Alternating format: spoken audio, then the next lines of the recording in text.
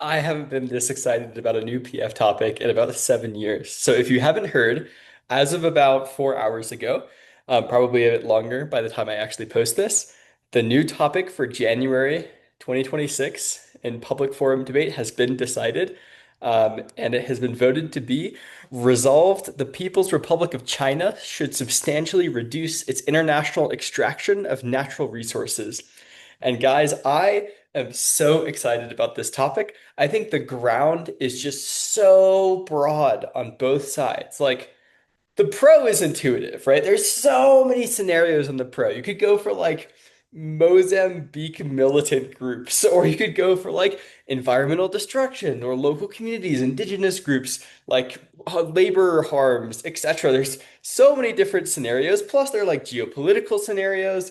There's like the AI race. There's so much. It combines like every aspect of PF that I find enjoyable. And then on the con, there are so many scenarios too. We've got like obvious scenarios like econ decline. You've got different geopolitical scenarios, different alternative things that might happen instead of Chinese extraction. So maybe other actors fill in and that's worse, or maybe on the pro you say that's better. There's so many different ways to compare it to what will happen in the counterfactual. What will China do instead, for example? And then there's all these other arguments about, for example, slowing down the energy transition to green energy and clean energy and like the like sort of ethics of the green energy transition, and of the environmental movement in general. And so, oh my gosh, it's like such a good topic.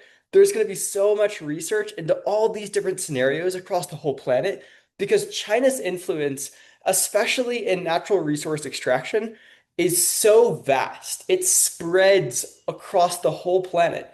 And so, like, I know some people are disappointed that we didn't get the Africa topic, but in a way we did, you know? Like, there's going to be so much ground about Africa specifically, but also about Latin America, different scenarios in Southeast Asia, Central Asia. You got like Kazakhstan, uranium, like all these different things.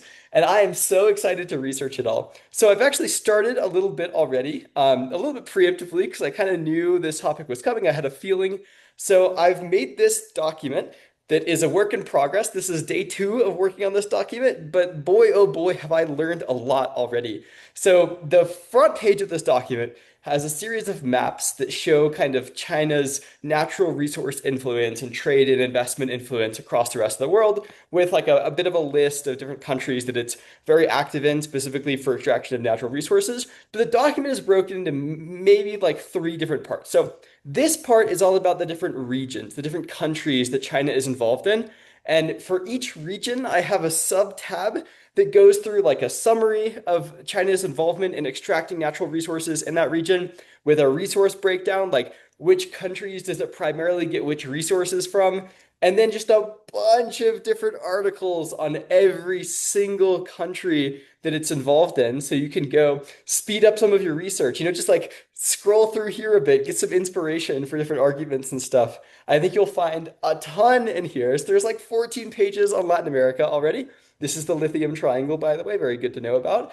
Then I also did sub-Saharan Africa. So we've got 18 pages on sub-Saharan Africa with all of these different, great things that China has done, a bunch of controversies from Chinese mines, etc. So it's still going to be continuing working on these. I've just started the Southeast Asia tab, so we've got Indonesia and Myanmar already here, with a little bit of stuff in Laos and Cambodia and Thailand. And I haven't worked on the other regions yet, but I promise I will. This is just day two. We're just ramping up. And then the other part of the document, part two, is about the resources. So I've listed out here like most of all of the natural resources that I can think of that China does extract. So we've got them listed in a bunch of different lists. This is a list by like roughly the volume that it does extract. This is the list by like the geopolitical importance of them. This is an important one. This is about to what extent China relies on directly extracting the resource instead of having like imports of the resource, because that's not necessarily part of the topic. So that will either not change or that will probably increase as China looks for alternative sources for these minerals or of these natural resources. So if China imports a bunch of a material and it doesn't rely very heavily on its own extraction of it in other countries, then it goes further to the bottom of this list. So this is a very helpful list, I think, because it gives you a sense of the uniqueness of each of these resources in with regards to the topic. And then I kind of tried to configure a list of like how useful it will actually be to this topic. This will probably move around as I research more. These are all rough lists, obviously. And I've got some bonus resources too, and some ideas about topicality for natural resources. And then for each one, not for every single resource, probably I'll do like major resources and different categories of resources, but I'll do like a document like this where it has an overview of kind of what that resource is used for, why the resource is important, why China is going after it in the first place, where it gets it from, like some other context. For example, here, copper is about to have a supply crunch pretty soon because of a rising amount of demand and kind of a falling supply.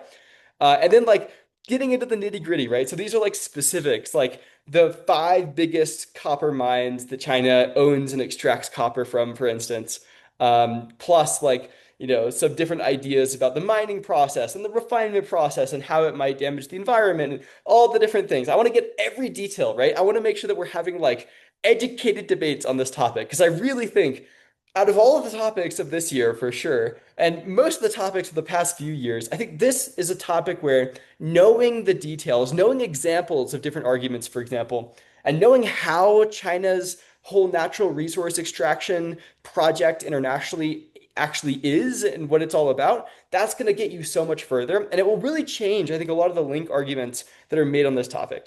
So I'm super excited to continue researching all of these. We've got like rare earth minerals, we've got all these different kinds of metals and stuff that I still need to put some extra work into.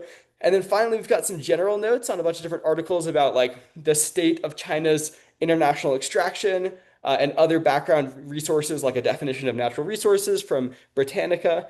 And so I'm going to continue adding to this. And one of the reasons I'm doing so much prep for this topic, besides the fact that I just think it's a wonderful topic and I'm just extremely excited about it, probably because like I studied a lot of these things in school and college.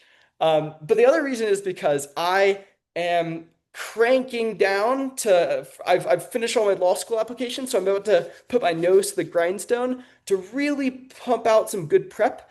Especially because we've got a winter camp coming up called the Winter Debate Intensive at the end of December, going into January.